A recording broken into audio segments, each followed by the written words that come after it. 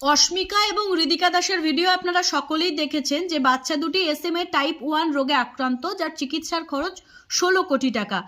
এবার আবারও এই পশ্চিমবঙ্গেই দেখা মিলল আদিত্রি মণ্ডল, যার বাবার নাম সুবিনয় মণ্ডল এবং মায়ের নাম সীমা মণ্ডল, যে বাচ্চাটি 7 মাস বয়স এবং সেও ক্রিটিক্যালভাবে অসুস্থ ওই একই রোগে SMA type 1 spinal muscular atrophy রোগে আক্রান্ত, এবং যার এখনকার পরিস্থিতি আরও বেশি ভয়ঙ্কর।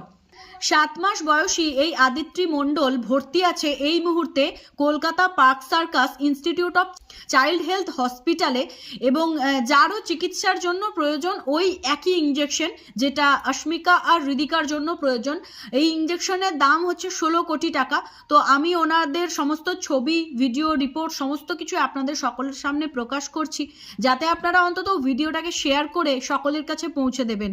অস্মিকা, হৃদিকা এবং আদিত্রি, এই তিনটি মেয়ের নামই যেন সবাই জানতে পারে, এবং এই তিনটি শিশুই একই রোগে আক্রান্ত।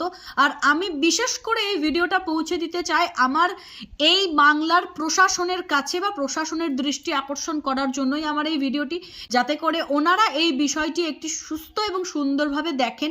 কেননা আমাদের এই ফুটফুটে শিশুগুলোকে বাঁচিয়ে তোলার জন্য ওনাদের এই মুহূর্তে ভূমিকা পালন করাটা অত্যন্ত দরকার।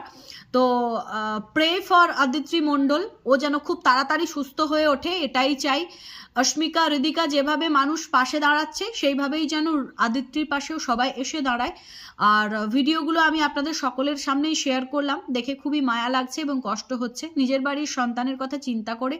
এই ভিডিওটিকে সবাই একটু প্লিজ শেয়ার করবেন, যাতে সত্যি সত্যি এই বাচ্চাগুলো সুস্থ হয়ে ওঠে।